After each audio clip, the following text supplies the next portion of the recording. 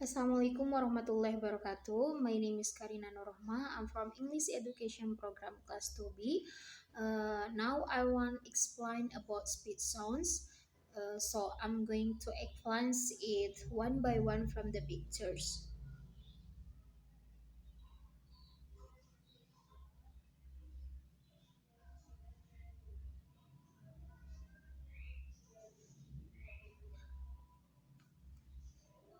And the first articulated is larynx. Larynx, or sometimes called voice box, is muscular organ produced many different air passage from the lung from the lung through the mouth. The first articulated that low air comes from the lung through the mouth and through the nose. And the next articulated is vocal tract. Vocal tract is the cavity in human beings and animals where sounds produced, which ends at the mouth and nostril. And the vocal tract, it was that the tube between larynx through pharynx to supply. And the next articulated is oral cavity is the part comprising the mouth, and nasal cavity is the part leads to the nostril. After we got oral vocal tract, we got the oral cavity and also nasal cavity.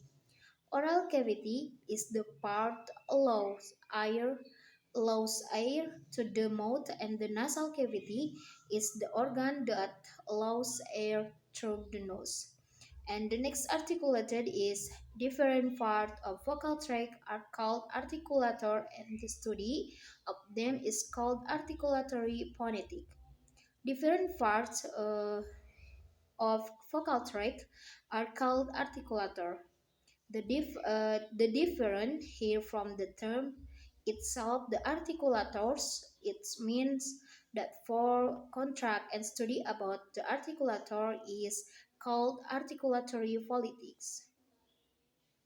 And the next articulator is the pharynx is a tube which begins just above the larynx.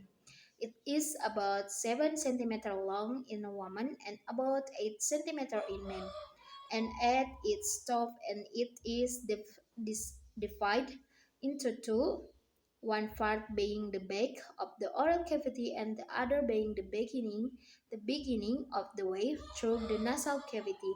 If you look in your mirror with your mouth open, you can see the back of the pharynx. And uh, and the next articulated is the soft palate or velum is seen in the diagram in a fashion that allows air to pass through the nose and through the mouth. Yours is probably in that position, position now, but often in speech it is raised so that air cannot escape through the nose. The other important thing about the soft plate is that it is one of the articulators that can be touched by the tongue.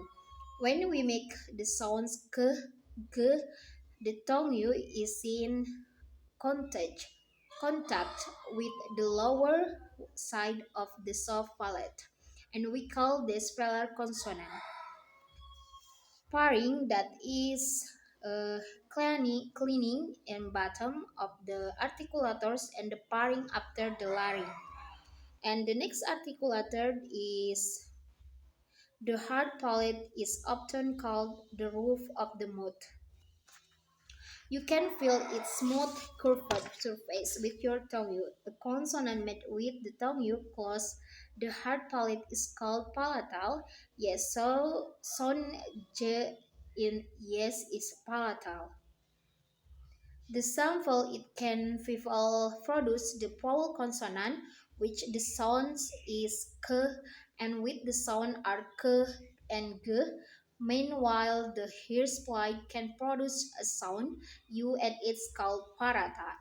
And the next articulated is the alveolar ridge. is between the top front teeth and the hard palate.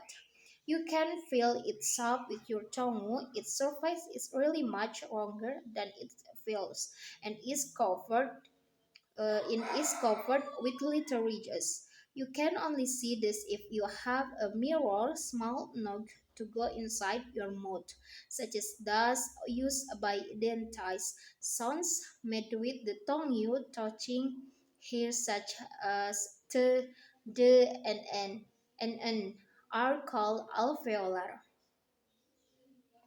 That the tongue the softly produce kill and go and it's called stellar consonant, and then the hard parts produce sound here and it's called palata, and all fields produce the sound t, t, n, and called alveolar. And the next articulated is the tongue, oh no, the tongue is a very important articulator, and it can be moved into many different places and different steps. It is usual to divide the tongue into different parts, though there are no clear dividing lines within its structure. Fight to source the tongue on large scale with this part sound tip blood front back and root. This use of the word front often seems rather strong at first, that the tongue sub oh I know. The next is that the tongue, the subdivision in the front of the tongue, it's called top, and then move backward, it's called bladder. In the middle of the tongue, it's called front.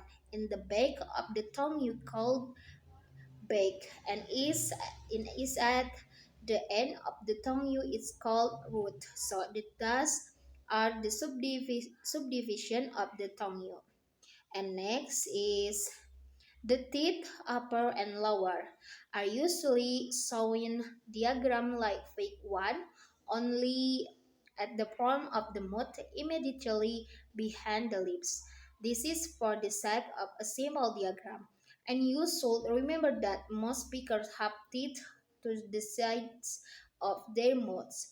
Back almost to the sofa, the tongue is in contact with the oversized teeth for most speech sounds. Sounds made with the tongue touching the front teeth, such as English T, D, are called dental. This is the figure on about the articulators. There's liver teeth, and then there's lower teeth. So the sound T and D are called dental because it relates with the teeth movement and tongue and this teeth movement. So we call is accident. And next is the lips. The lips are important in speech. They can be phrased together when we produce the sound p, p, b, brought into contact with the teeth as in f and f, or wanted to produce the lips for vowels like u. Sounds in which the lips are in contact with each other are called bilabial, while those with lip to, to teeth contact are called labiodental. In lips, eh, if we in lips are important. The lips are important in speech. They can phrase it together when we produce the sound of your uh, of sounds of and v. So the sound get only it can only use the lips, not the tongue. You are not the teeth yet. So it's called bilabia. If we ask a lip and also the teeth, so we can produce the sound of v and of and v, and it's called labiodenta. When we ask the lip and also the teeth, we call the sound Libiooriental, and if we talk about the sound that only you sleep, we call it bilabial. And the next is the jaws are sometimes called articulators. Certainly, we move the lower jaw a lot in speaking, but the jaws are not articulator in the same way as the others because they cannot themselves make contact with other articulators. Oh, uh, the next one is jaws. Jaws are sometimes called articulator.